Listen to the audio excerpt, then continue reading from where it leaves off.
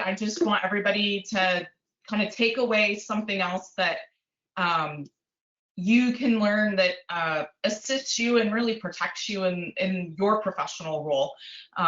Fortunately, a lot of what I've seen has not involved home inspectors being sued, but I can tell you lawyers are always looking for a new target. And so if they think that you failed to identify something and they think you have money to pay, you're going to end up as a target.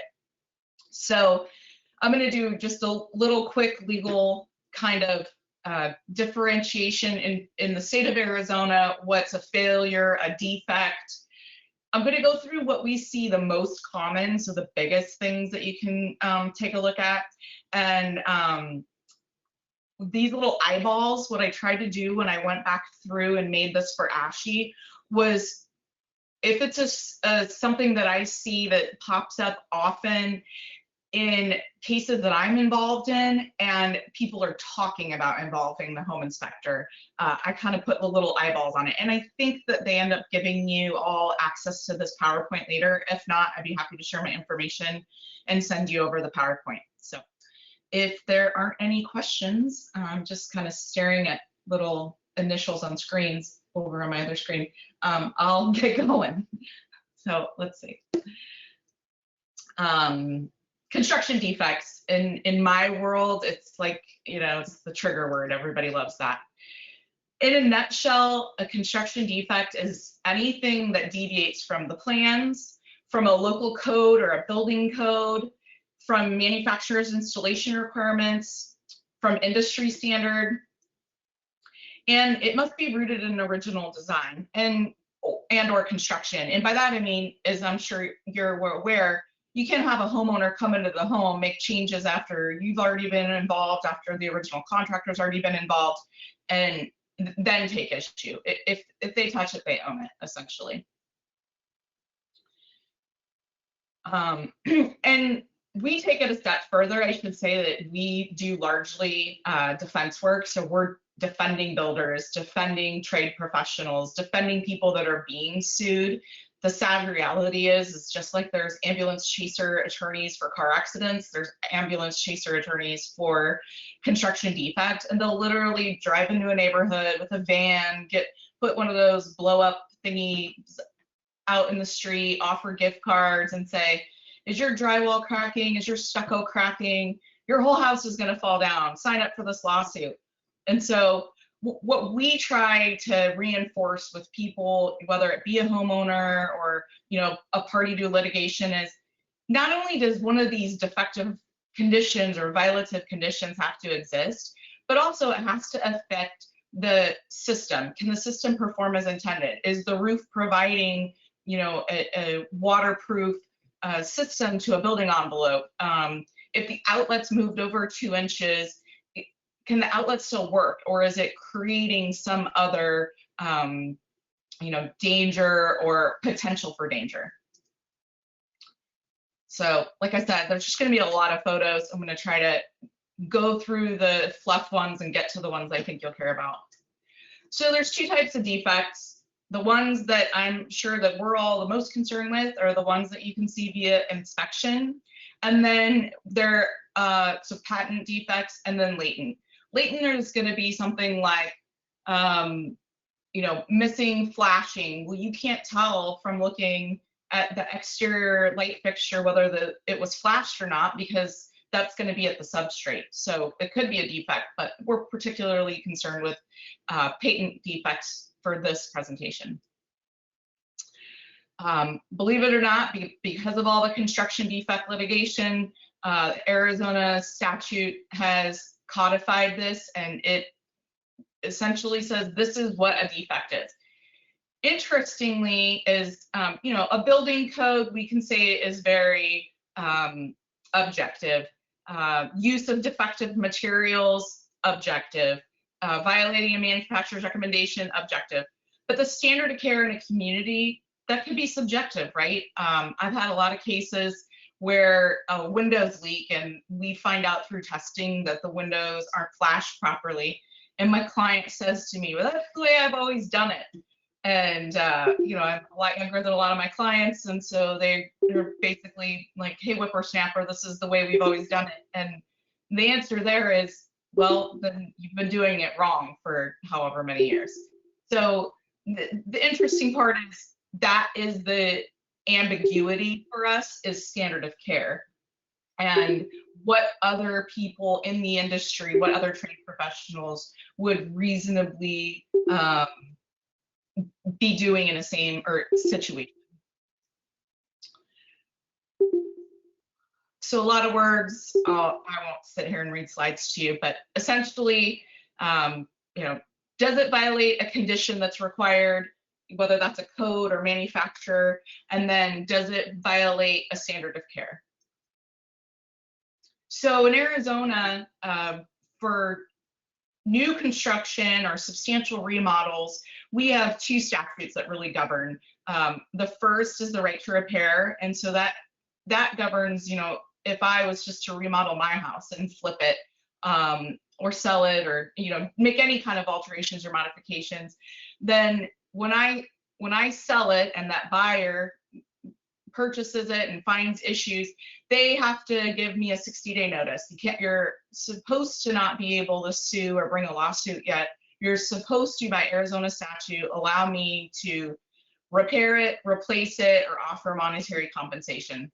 This statute has been evolving over the last several years, and previously all this was just a dog and pony show where the homeowners would sue a builder, the builder would say, nope, we're not fixing anything, everybody check the box, and then off to litigation we go.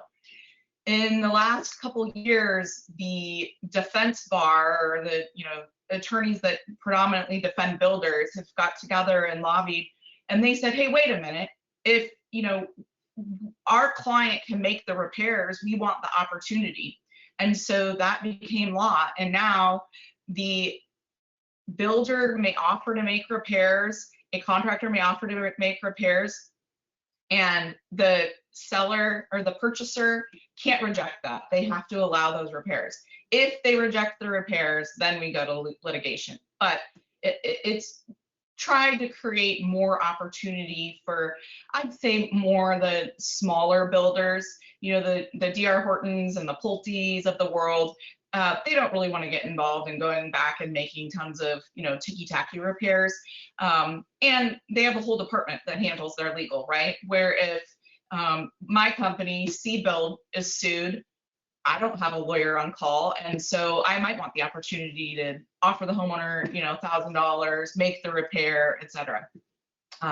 So that's the first one. Now let's say we all follow the rules, we do the 60-day notice, the homeowner rejects the repairs, and or maybe the builder doesn't want to make the repairs.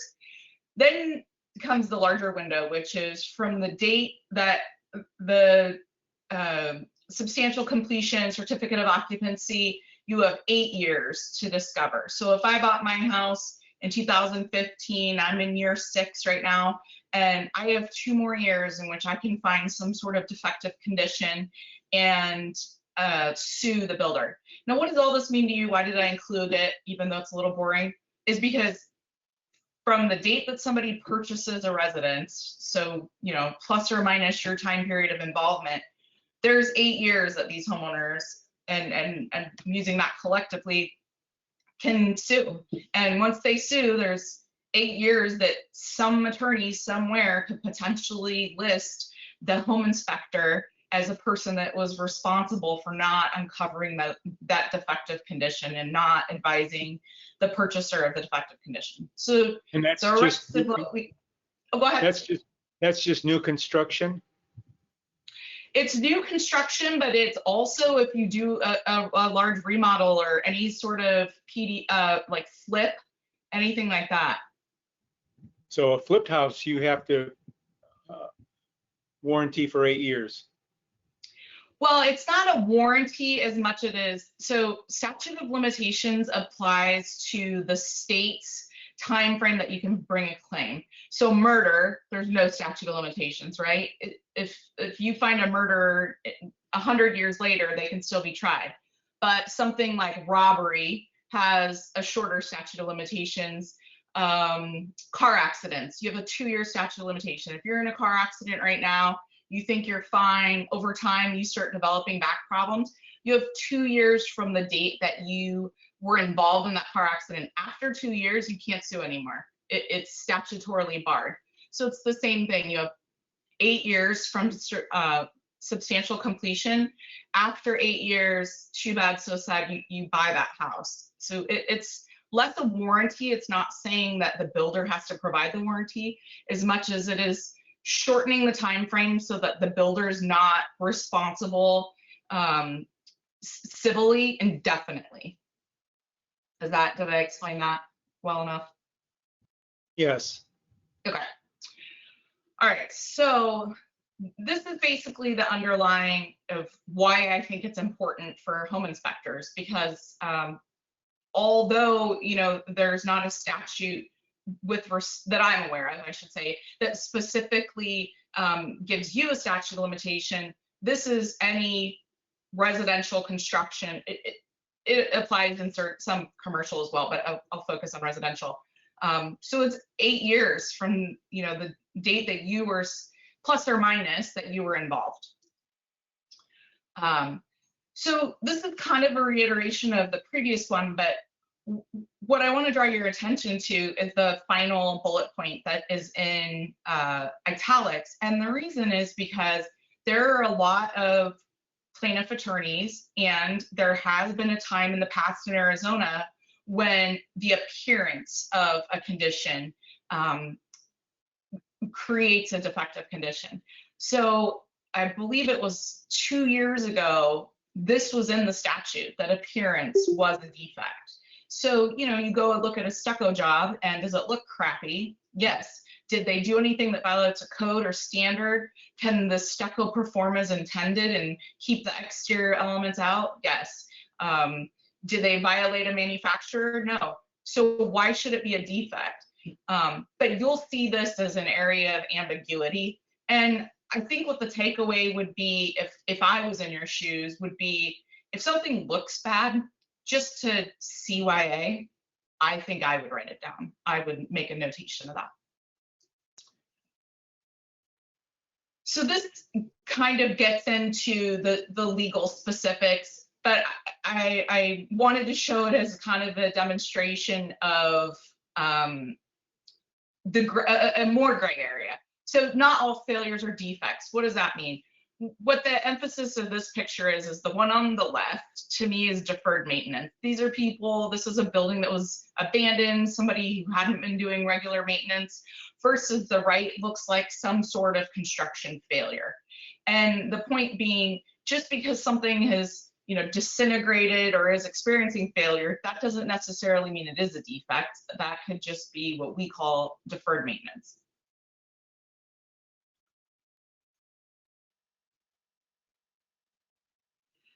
So here's an example.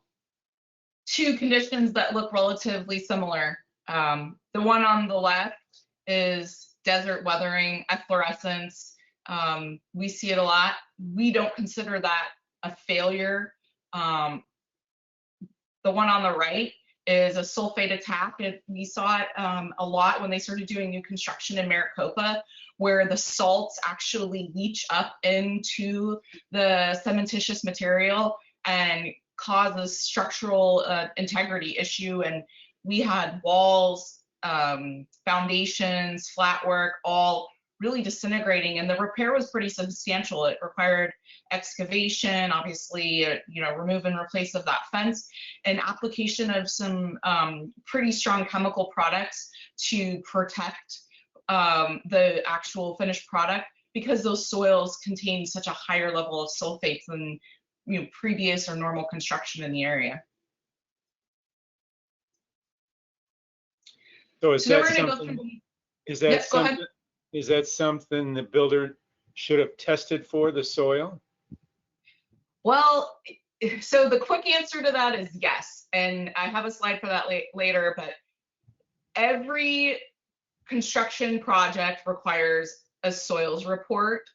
Now, are they looking for that? Were they looking for that? Was it expected? No, but they should hire a design professional, a geotechnical engineer, a soils engineer, who should have saw that, should identify any kind of abnormalities in the soils report. So the quick answer is yes, a soils report's required on all projects. The gray area, and I would say the sulfate construction litigation has subsided, but it was probably 2008 to 2015. It was pretty big. So it took about 7 years for everybody to kind of calm their pants down about it, for builders to start regularly testing specifically for the added sulfates. And I think the first wave of construction defect was in a neighborhood called Maricopa Meadows, and they paid out the nose for those homes. I mean, $50,000 a home just for exterior walls, flat work, foundation. I think the payments are, you'll get a couple $1,000s a home, but the wave of it is always interesting as people learn. And I have another slide in here in a bit about a different kind of system where the same thing is, once they recognize that it's a construction defect, getting everybody up to speed with accepting it, learning a new practice, etc. Let's see. So the 4 causes, oversimplification, but the four areas that most failures fall into, and we're going to spend a little bit of time on each of these. Design deficiencies. My firm, we practice predominantly in actual workmanship, but like I said, I'm doing a PhD in engineering, and my intent is to get a little bit more into some design issues because it's, nerdy like me. But the point being that sometimes design professionals mess up too. I can tell you in my experience, unfortunately, the poor contractors are the biggest target, but design professionals, we have a case right now in Prescott where the structural engineer just did bad testing, and he required a retrofit for about 200 homes, which included adding insulation. Ended up being about $3,000 a home, and at the end of the day, it was a soils issue. It wasn't even a structural framing issue, and everybody's still suing and fighting about it, but it was design and not actual workmanship. So some funny pics. So how do you get over that? You have to go back to the manufacturer then? For the design? Yeah. So this is probably getting in deeper than more into insurance law, but if you look at these big construction projects, contractors are have $2 to $10 million worth of insurance. Each subcontractor has a couple million of dollars of insurance.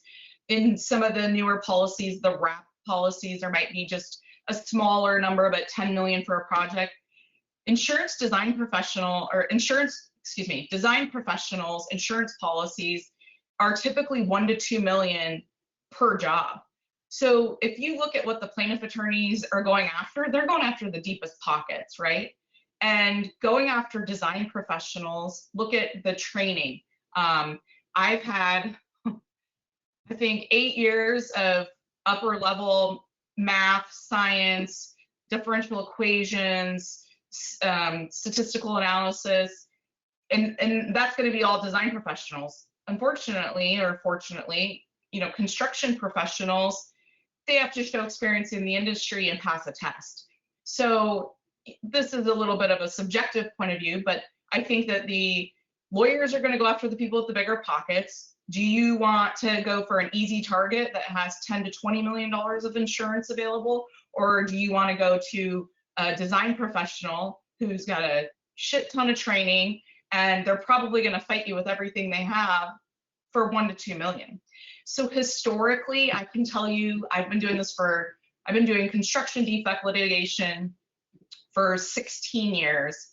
I think I've been involved in 5 cases where the design professionals are named. And that doesn't mean that there wasn't design issues. It means They just decided it wasn't worth going after them for $1 million, because going after means hiring a bunch of attorneys that are $500 an hour, hiring a bunch of experts that are $300, $400 an hour. So you're going to spend $100,000 to $200,000 to try to implicate and receive 1 million, or you can spend that 100,000, go after a bunch of subcontractors and a general contractor and maybe get 10 million. So little bit of I guess dirty laundry of our industry, but you really don't see design professionals named unless there's a very egregious error. That case I was talking about, they are, but they also settled right away. They knew they screwed up. They gave $1 million, they gave their policy, and now everybody's suing all the subs and suing the contractors, which is a whole other kind of ball of wax, I guess. So it sounds like the design professionals have better people in Congress for them. Absolutely, yeah. See why I want to be an engineer, or why I'm pursuing engineering more than my contractor. Okay, let's see.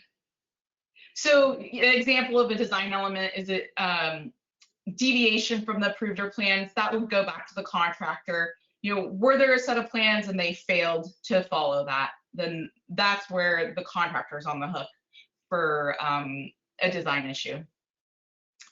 Product or material. This is the other example that I was more in the gentleman that asked about the manufacturer. So on the left, we have, you know, the insulated glass unit seal or the swiggle seal. There was a problem, I want to say in 2007, 8, where a lot of windows were coming out and those swiggle seals were failing. And it ended up being a couple companies in the Valley. I'm sure you guys would know better than I. One of them's defunct now, but they knew that they had a certain set of window products that had this failure, and they kept installing them. So if you know you have a product that's going to fail or will fail or has failed, you can't use it anymore, right? So if you're a contractor and you're doing that, you're on the hook. Another big litigation item is the one on the right, Uponor brass fittings. So they were using these brass fittings. Now I'm sure you see the PEX fittings. And part of that came out because of the minerals in the Colorado River water that we receive here in Phoenix or in the whole Valley area. It was causing a physical attack it was basically leaching the zinc out of the pipe and just leaving copper. And then the copper over time, you see kind of that green, I don't know if you can see that, the green, we call it meringue. But over time, it was kind of interesting. We had some super smart experts who are kind of more smart asses than just super smart. They did these projections of, you know, what would happen to that copper fitting. It did show that it was going to take about 100 years, but eventually it would disintegrate. It would look like a sponge, because that blue that you see there is actually the zinc, you know, leaching out, and then the copper remaining. But once they determined that these particular fittings, and it was largely by a manufacturer named Uponor, were a failure, there were plumbing contractors in the Valley who had a whole stack of them, and they kept using them because, you know, it was money they didn't want to waste. Well, if you do that, now here you go, you're on the hook for a construction defect.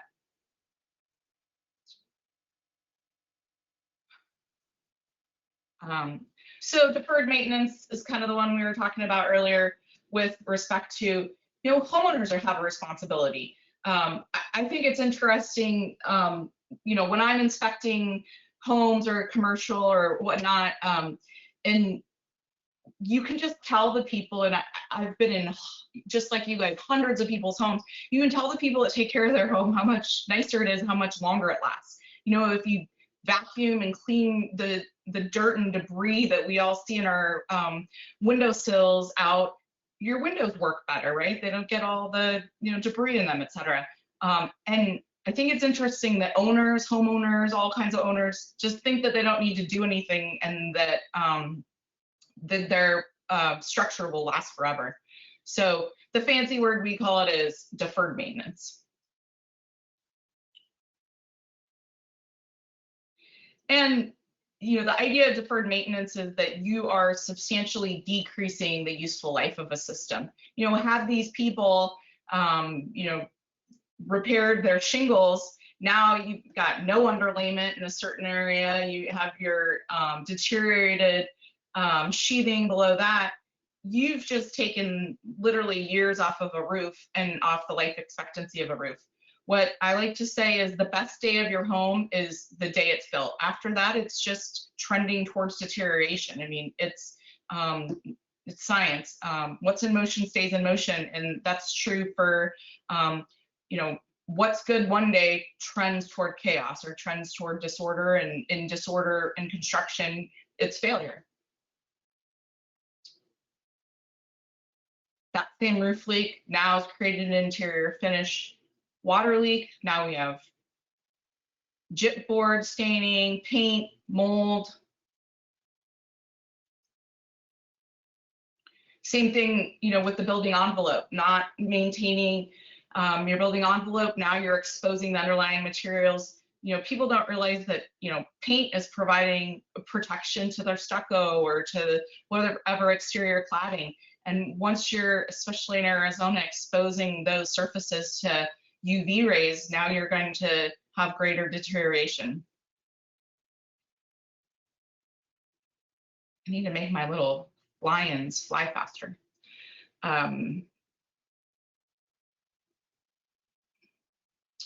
So what we like to say is deferred maintenance is not a construction defect. That being said, I think the role that you all are in, identifying that is probably going to be just as good of a CYA as identifying a construction defect. Okay, let's see. I'm going to skip through some of these so we can get to the good photos here. The ICC, the IBC, the IRC, they all have in their standard that an owner is also responsible for maintenance. So I think that's also important. And then the big one, right? Faulty workmanship. And that's really what keeps me employed. This is the Torion Golf and Country Club in Show Low. People just did a bad job and it slid down the mountainside. Bad construction. This is a golf course, a Troon golf course in North Scottsdale. Interesting, this goes into what we were speaking of earlier about, well, does this affect the longevity, the ability of the system to perform as intended?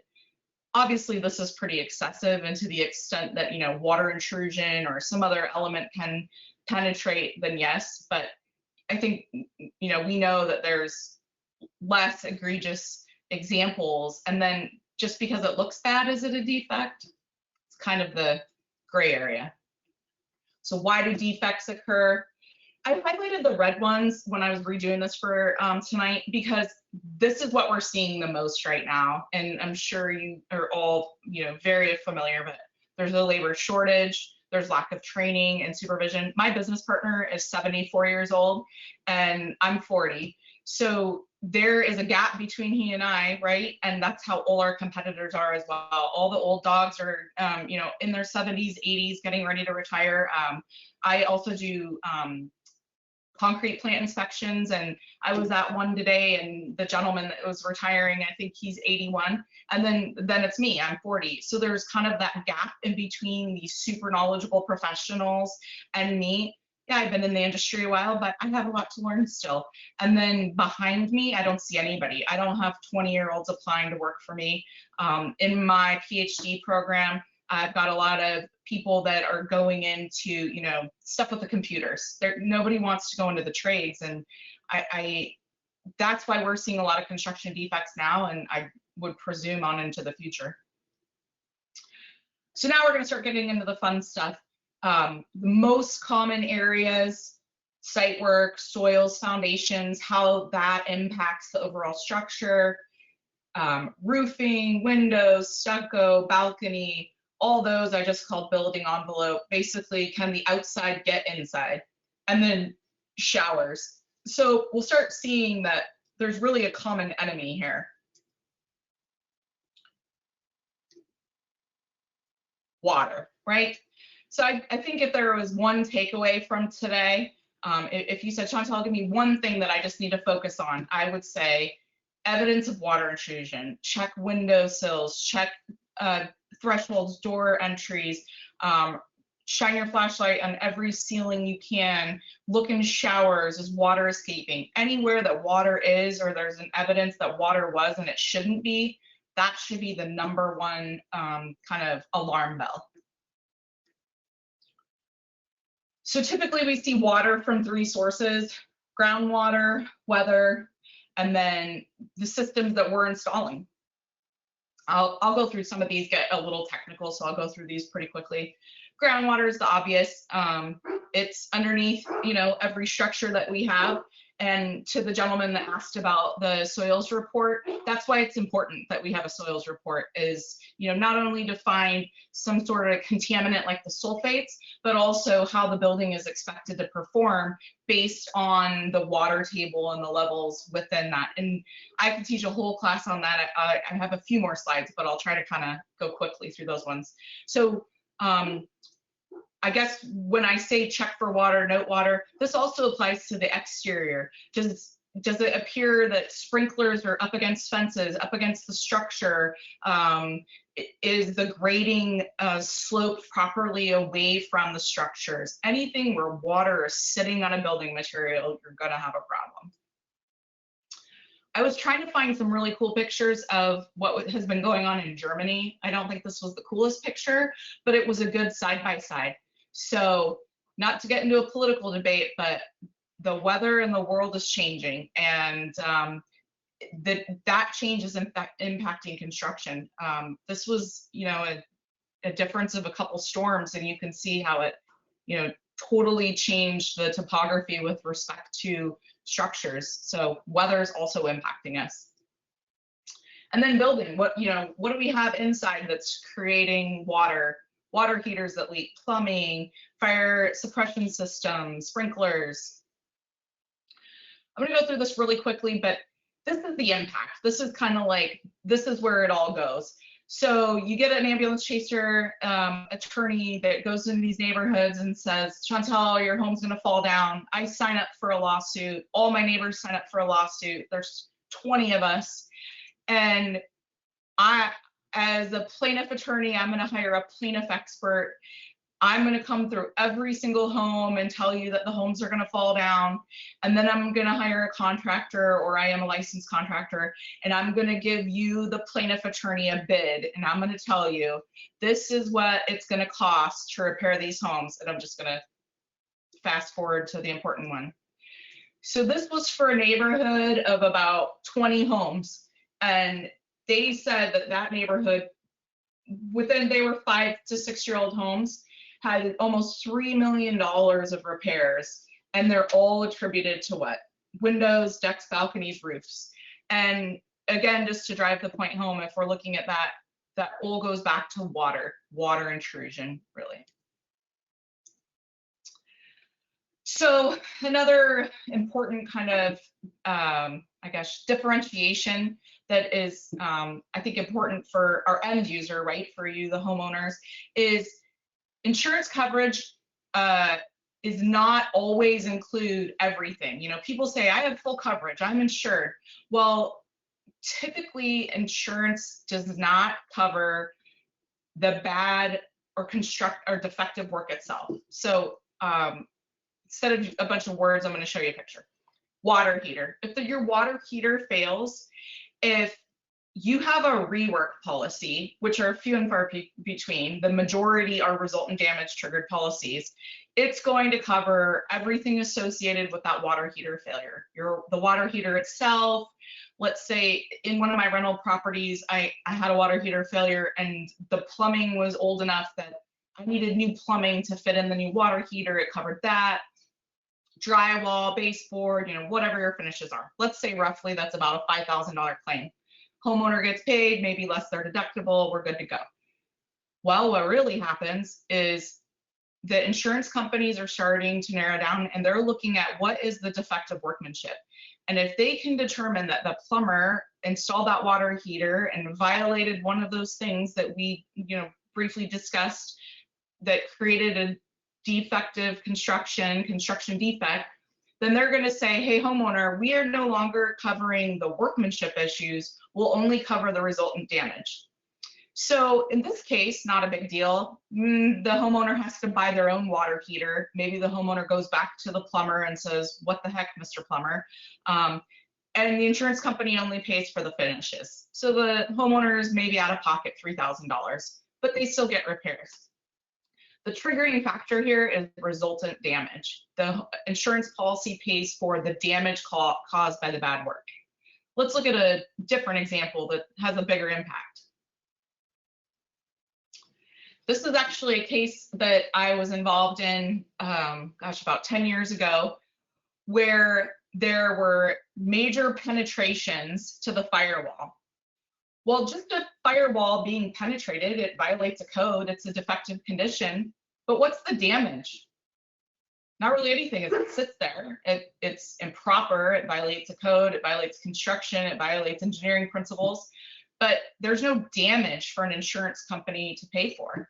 So in a rework policy, the insurance company, and I just kind of did one of the buildings, not the whole project, but the insurance company could come in and, get it re-engineered, get the fire caulking, whatever else needs to be done to bring it fully to code, and the insurance company pays for everything.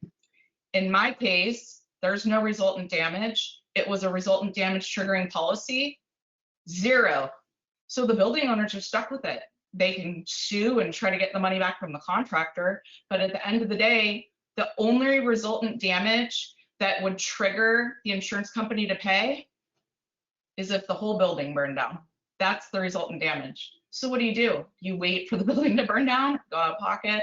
So kind of a nuance of insurance, but it plays into why I think it's so important for you all, for my industry, to just identify everything. I mean, essentially CYA, if it doesn't look good, if you want to punt it to the homeowner for further investigation, or if you know it violates a code, I'd say document, document, document.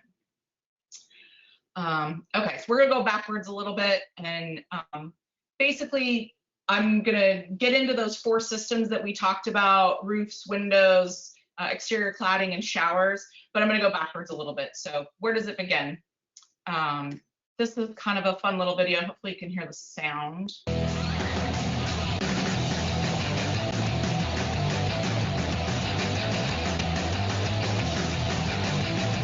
So for those very few people that were 1 to 3 years of construction, just kind of from the ground up. It's not in Arizona, it's some different materials, but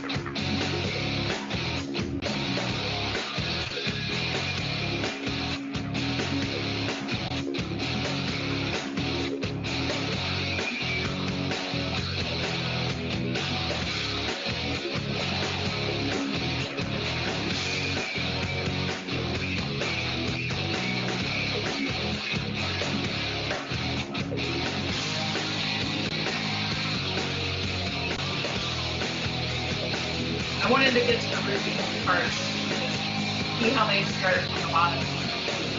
It goes on for about a couple minutes.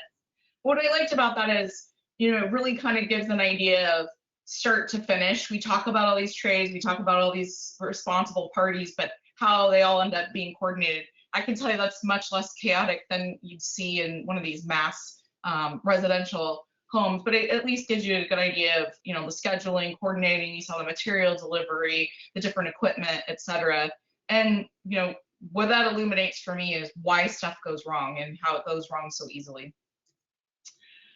So this was directly in response to somebody that asked, but yes, you do need a soils report. To ABCs, the very first part of construction is starting with that soils report, looking at, what are we basing our structure on? We can build the perfect structure, but if the soil is collapsible, if it can expand, if it's overly saturated, anything like that, we're going to have problems. And I kind of get to the ones that are good. So what goes wrong? Question. Yep, go ahead. I know we have expansive soils around the area. If they find that, should they not build there, or is there something they can do about it? There's soil treatments. So if they catch it before, then they're going to have a geotechnical engineer who's going to design that soil. And that can be by importing fill, excavating, bringing in new fill, compaction, and all of that's going to be determined by a soils engineer who then is going to sign off that now this soil meets standards for building. And it's a good question because in different areas of the valley, whether we have more collapsible or whether we have more expanding soils, it's going to be different materials, different aggregate, etc. So it's a good question. But yes, they can do. Now, if something's already been built and then they later determine, they can also do repairs. That's just a lot more expensive, right? So there's a couple slides that are, I think, the easiest to explain. Let's see if we get there. Okay, so if we look at a brand new construction, everything's perfect, right? They get their certification, they can go forward. Newer construction, you're going to see on that number 2 on the left, moisture integration migration below the slab. Whereas an older project, you're going to see that water going more outward. It's going to be going to the vegetation. And that's just because, at some point it reached its homeostasis, and now it's the exterior things that are being introduced that are going to alter the moisture content. Where a new project, it hasn't reached homeostasis yet, and so it's getting used to having a structure and it being the dirt beneath it.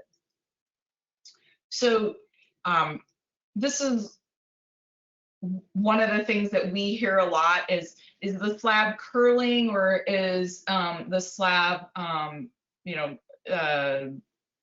experiencing compaction. I thought this was a good slide because it talks about based on the time of day, and there's an interesting point that I find a lot that I'll show you when we get to tile that we see, and that's homes that have experienced like the tile popping, and people thinking it's an adhesion issue, and really it's because during the day when it gets really hot, if you look at that top slide on the left, as the slab curls up, if there's not room for expansion and contraction, those tiles get tighter and tighter until they just literally release.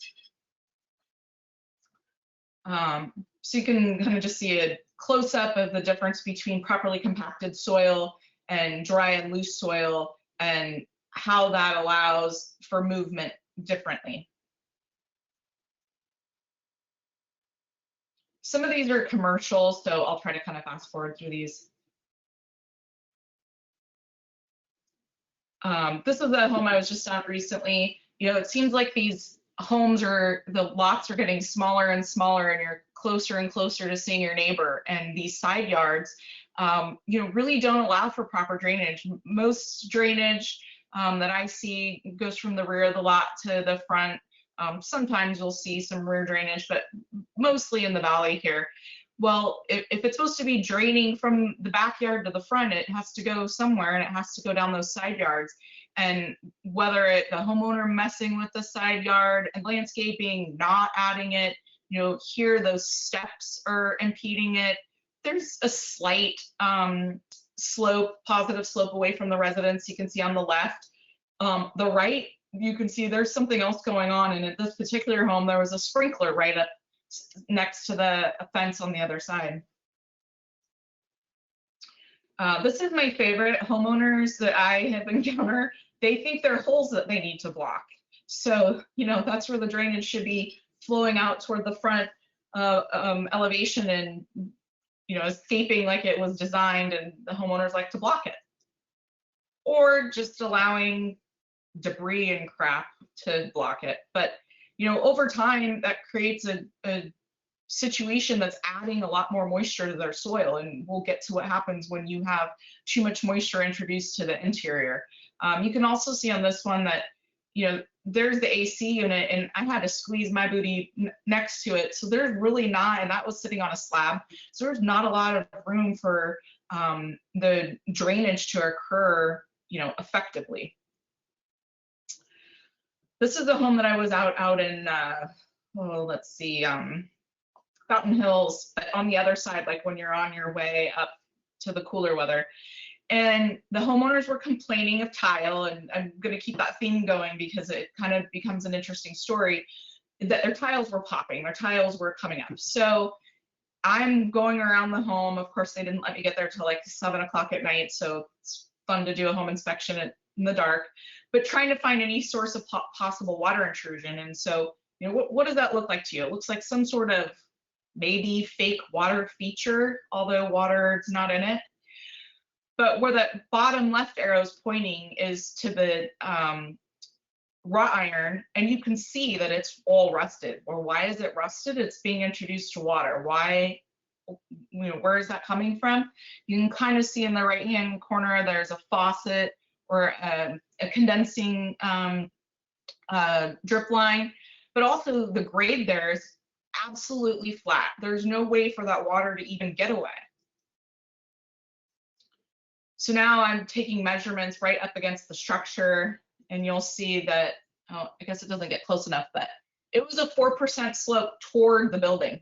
So you have water not only being introduced via their little bird pond thing, but also it doesn't have a way of, being positively displaced from the residents. So what happens as a result of extra moisture? Settlement of foundation, soil settlement. This is improper compaction, and you can see that sinkhole. More foundation settlement, falling of concrete, slab cracks, interior slab cracks.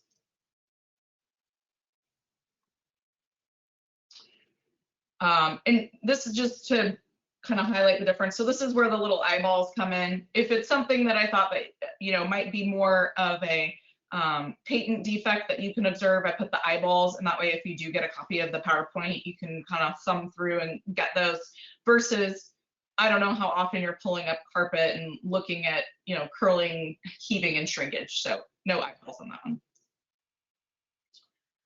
Slab pulling away from the foundation. I'll just kind of go through these, and if anybody has any question, let me know, but since everybody can read, I will try to minimize reading to you.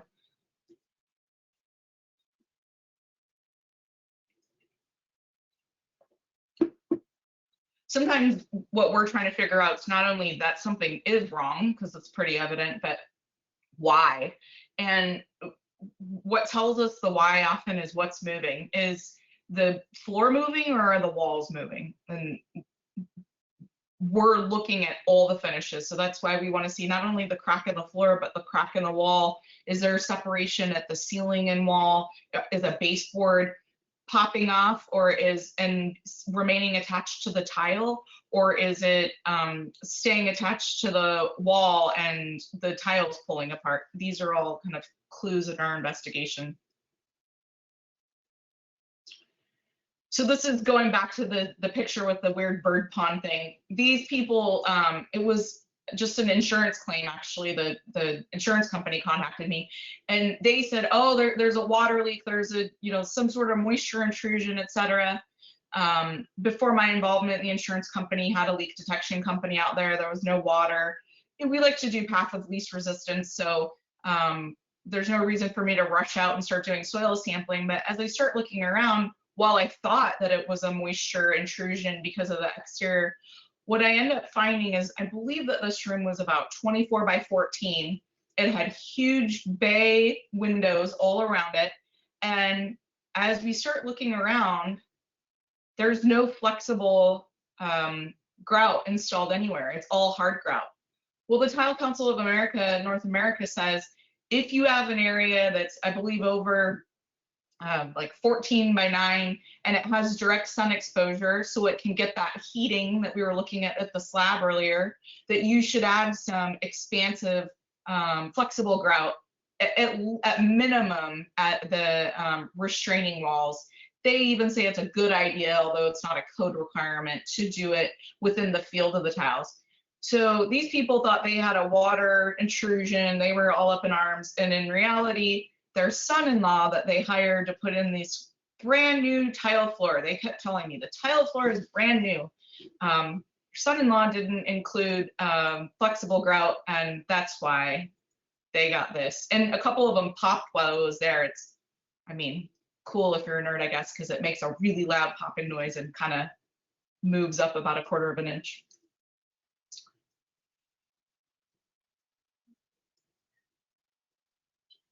So these pictures in this section, we've determined that these were all related to some sort of soil movement, and usually soil movement is because of, either too much water, not enough water, introduction of new water, etc.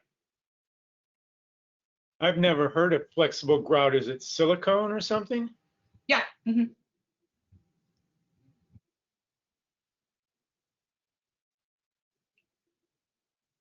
This was a home I was just in Sun City Festival last week.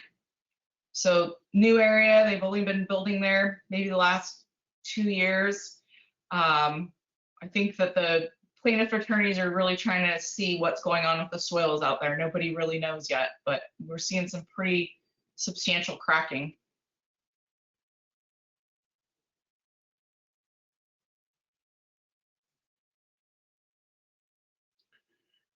And again, the intention with giving you all these photos and trying to talk a little bit less than I did for the first hour is so that you can have them as a reference. This would be an example of more of the physical attack, like we were talking about with the walls, those exterior walls. But now, because there was no vapor barrier, moisture is transmitting through the slab, and there's an silica reaction. And some people say, oh, it's like I have like a chalky on my floor. Well, is there a moisture barrier? Could be a possible cause.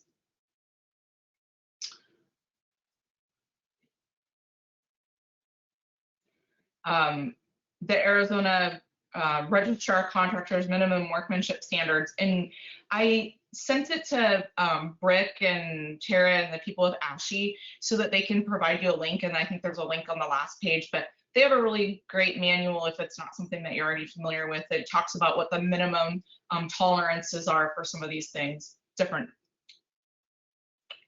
Okay, so now we talked about the soils. The following is a roofing small illustration, but it really applies for anything waterproofing. So this goes for roofs, windows, showers, and the idea being if you install the flashings in the various vapor barriers and weather-resistant barriers in a shingle-like fashion, you can keep the water out. So here's it. Oh, here is a little. Here's a roof, and here's how the shingles working up with each shingle going on top of the one below. This allows water, and as it drains down, it's always staying on the surface of the shingle below. Let's get a little abstract though, since we're not dealing with shingles and we're dealing with flashing. And let's imagine these 4 shapes. right here. And we're going to get rid of the roof. Now, how are we going to get water from the top up here down to the bottom left without it falling in between the cracks and falling within the building cavity? We're going to install flashing shingle fashion. We're going to start from the bottom, working our way up, and making sure each piece of flashing laps over the next. Now when the water is dropped at the top, just like it did on the shingles, the water is always staying on the surface of the building and down to the ground. That's it. So I like that video, and when I'm teaching the insurance people who don't understand construction at all, I say it's like a duck's butt, right? If you see the feathers on a duck's butt, how does it keep the duck waterproof? They're all, shingle fashion. So I don't know if anybody needs a break. I think I have about a half an hour left. I probably have way more photos than that. So I'll just kind of pick up the pace a little bit. And if people have questions, chime in just so that I can kind of get to the kind of good show and tell pictures. Just wanted to go over the roofing systems. We see, as I'm sure you're aware, the shingle, asphalt shingle, tile, metal, most often in residential, as well as built-up roof, SPF roofs. Again, we're on the outside of the building now. Anytime you have an opportunity for water intrusion, that water will find it. So one of the things I did as I kind of supplemented this in presentation was I went through a bunch of these plaintiff expert reports and tried to add conditions that they are claiming, things that they're bringing a lot in lawsuits. So now we kind of have a combination of things that I've seen in the field once one of my clients is on the hook for something, as well as what the plaintiffs are saying. So this came from some plaintiff, construction debris, blocking a scupper, penetrations. This is the job I did. It takes a lot less of a hole than that to create a giant water intrusion leak in a interior ceiling, but this one's going to really create a doozy. Exposed fasteners.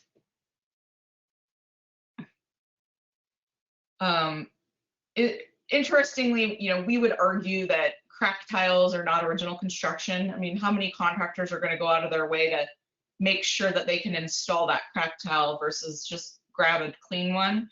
But it is a defect that we see. It is something that's brought up a lot, and believe it or not, homeowners and attorneys are getting money for it.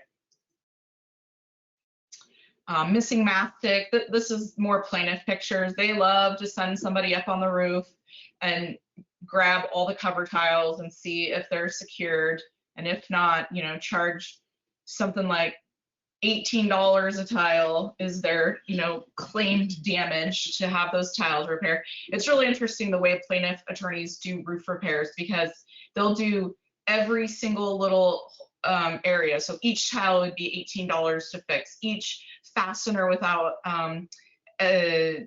waterproofing would be $12. And so at the end of the day, they give you, a $15,000 roof repair, and we're like, it costs more than the original roof. So there's a bit of a game involved, I think, as well.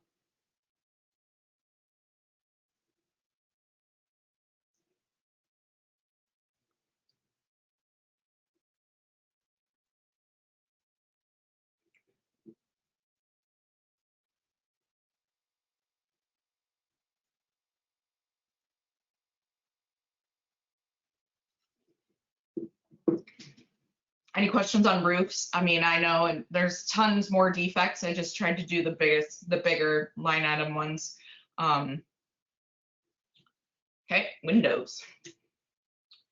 So I'll go through real quick how to properly flash a window. Again, it's the shingle style, but from this, you'll see where we end up with so much water intrusion at the windows. So you're gonna put the sill flashing in first, then the jamb.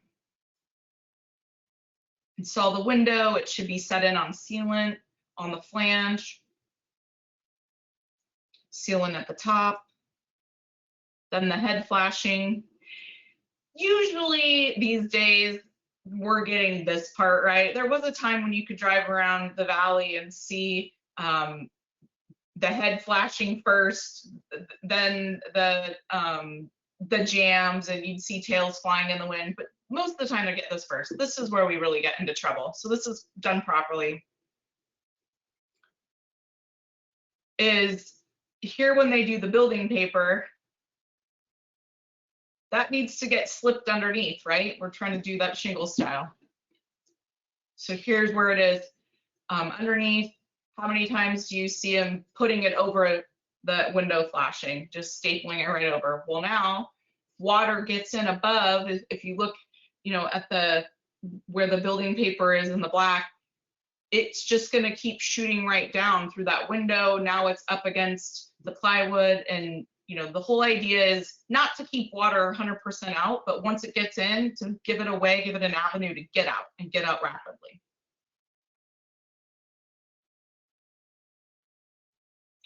So these guys did a good job on this window. Now we start getting into some of the ugly pictures, which are my favorite. So this window, they didn't even put any flashing in the windows. I moved to the Valley in 2002 to go to law school, and Paradise Valley still didn't require window flashing. And that was one of the contractors that said, well, I've always been doing it that way. And then, of course, these pesky fasteners, we need them, but once you start penetrating your weatherproof barriers, now you're creating an avenue for moisture intrusion. Also doesn't help when your building paper is torn.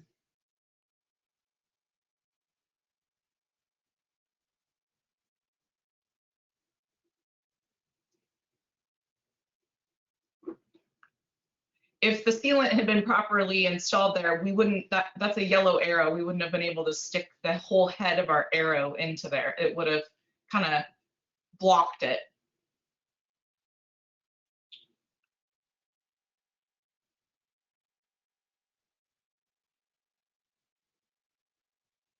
Now, an interesting differentiation when you're looking at water intrusion at windows is which side of the window is it on? Is it on the fixed side or is it on the operable side? Oftentimes we've seen cases where like, oh, these windows leak. Well, it's interesting that it only leaks on the operable side.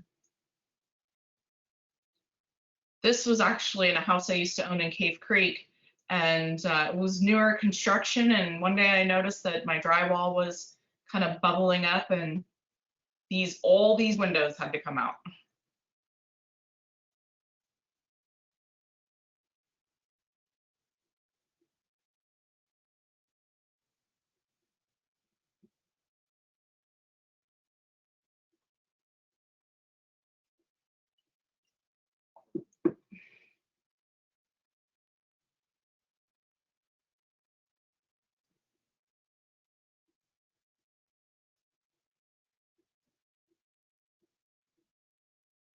This was actually a house that we were in.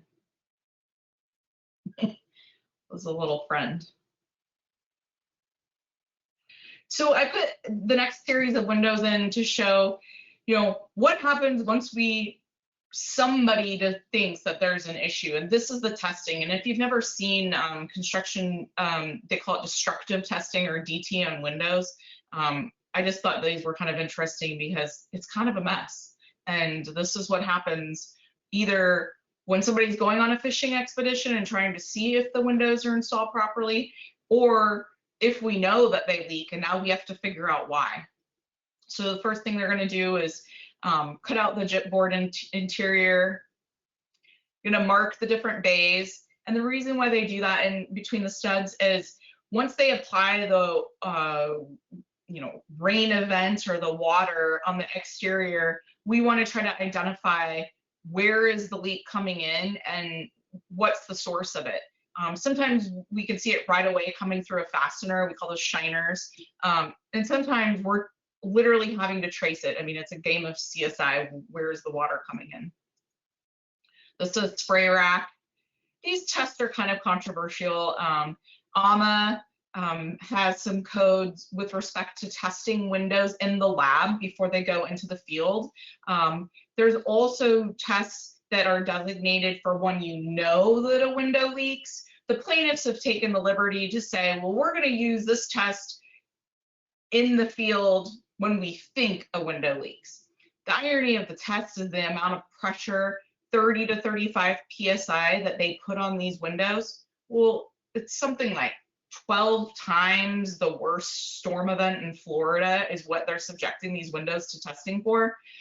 And from our position, it's not what the windows are designed to withstand. So you're creating a test-induced leak.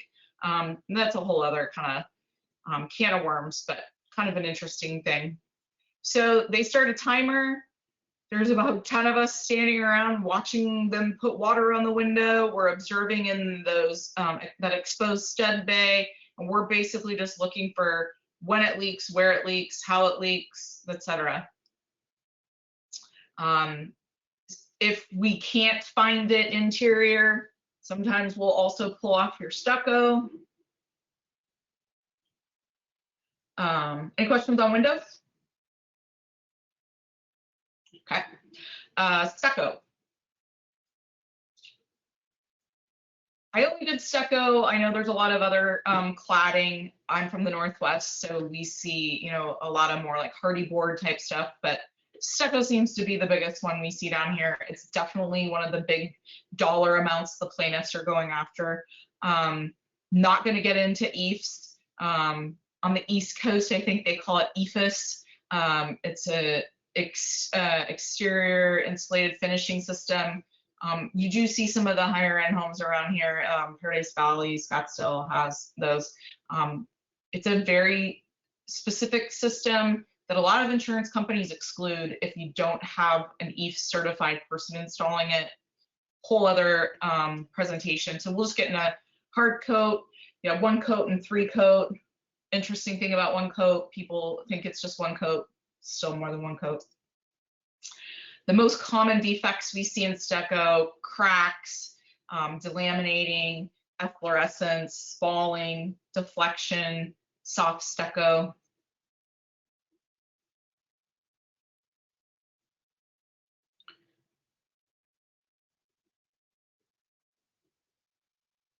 You can see the water line kind of near the bottom third of the window of the home.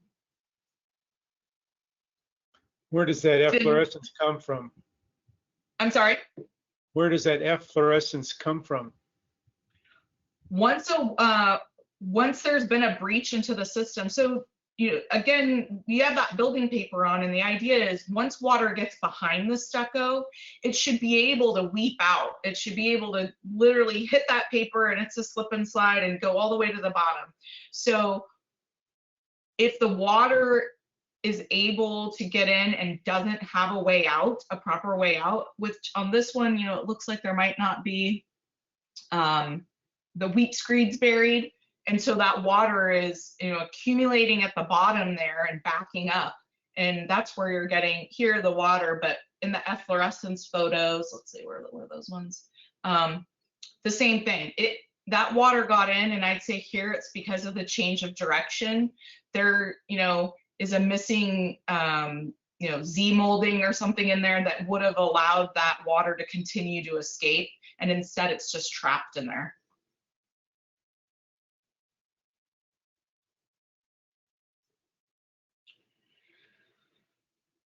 The plaintiffs will do a lot of this testing to check for the stucco thickness. You know, this is where we go back to, can the system perform as intended? If it's overly thin, then of course it's degrading and it's not providing that exterior protection.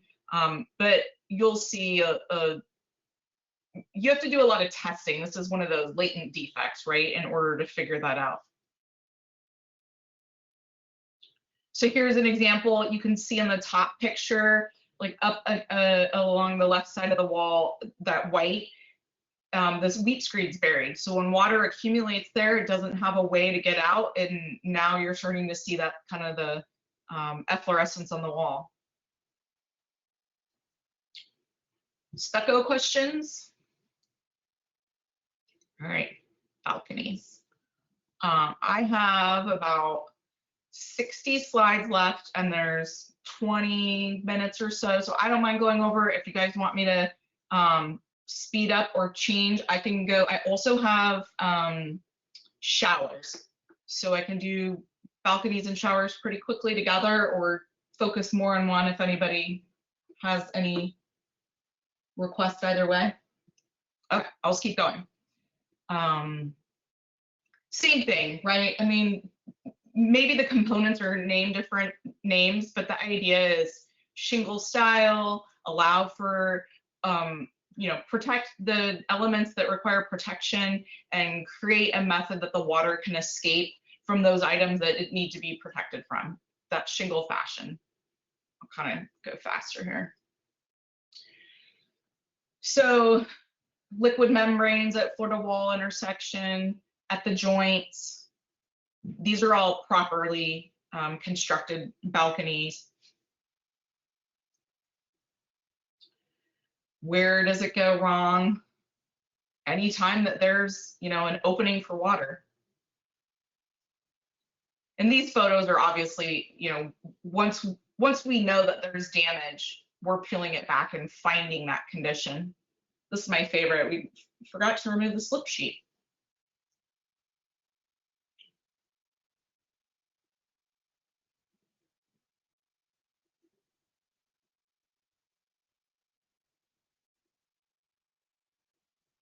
Sometimes you just got to use what you got to use. So we used a window flashing on a balcony.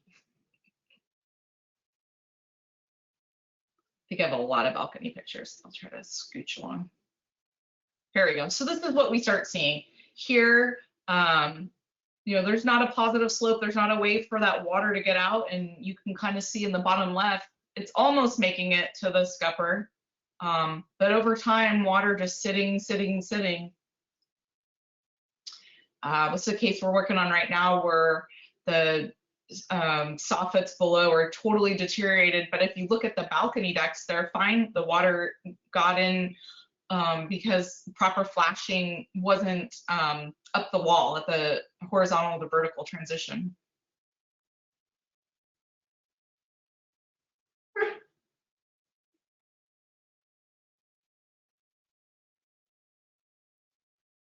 So here's a good example of it. You know, this is right above a window interior, but it wasn't the window that was leaking, right? Water didn't come in and like wick up above. This was coming from the balcony above, out exterior.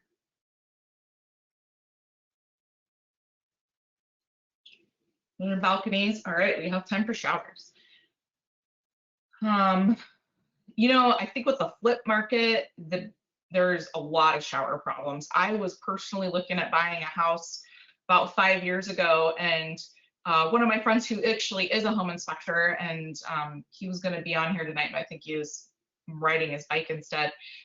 He was in the master bathroom checking all the plumbing, and I was standing on the exterior patio, and I said, "Hey, Alan, did you just turn the hose on?"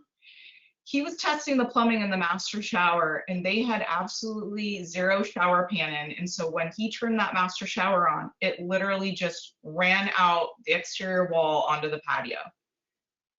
It was a beautiful looking home, just poorly constructed by people that didn't really know what they were doing. Other things we see, using green board, using drywall. We'll get into some of the photos. So proper shower should be sloped to drain. There, you know, there's different kinds of drains. I was in Monterey over the weekend. They had some really cool slot drains, which seem a little easier because then you know, can just uniformly slope the entire floor versus trying to get some of these guys to get all 4 of them properly sloping.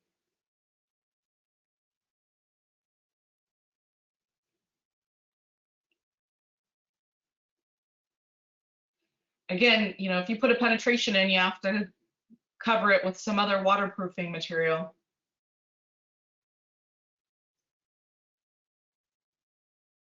Liquidity. When people come to us and ask us to help them design a repair or, you know, look at what they're doing, we always are in favor in a liquid applied membrane. It's just has less user error, right? Just slap it on.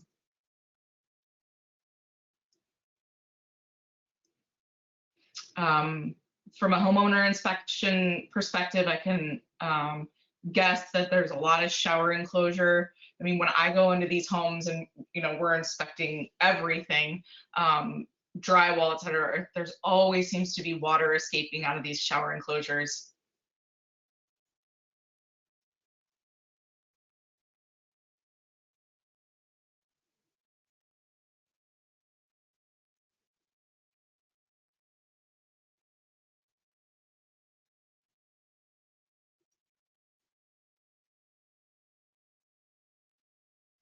So this was the Hyatt Hotel in Sedona. Before they opened to the public, they asked us to come take a look at their showers. That's a shower bench. What's missing? I mean, they're just gonna put tile over that bad boy. No waterproofing whatsoever. That's what happened in some of the ones that they had for like testing for, you know, before they had opened.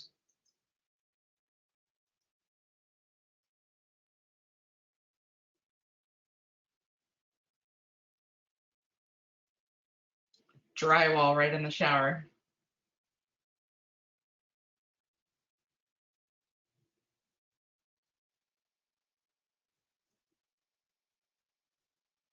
I mean, water flows downhill, right? So if your drain's sitting above your pan, you got a problem. We see this one a lot, no sealants at the, you know, where there should be sweeps.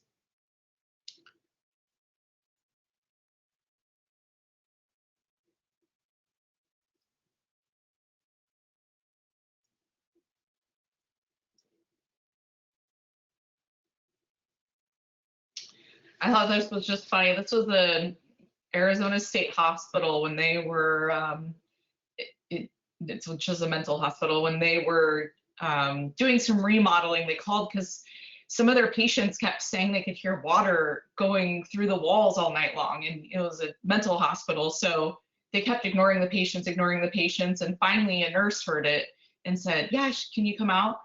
So this is how a contractor, this is in the interstitial ceiling, this is how a contractor had left a plumbing leak and closed up, and the bucket was overflowing.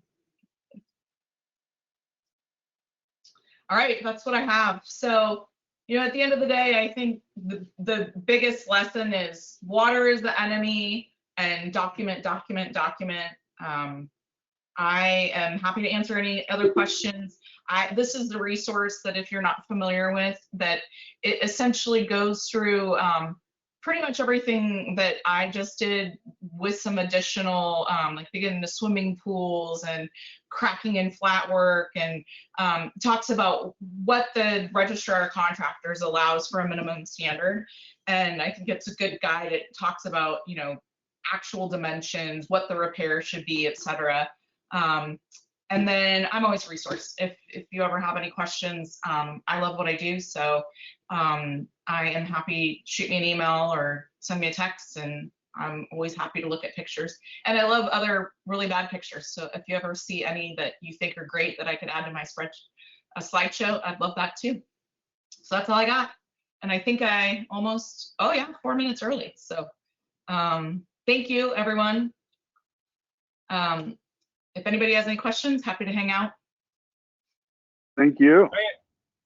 Yeah, I had a question. Early on in the presentation, you showed the an exterior door frame. I believe it was probably to a garage side door. I find it all the time that the base is deteriorated through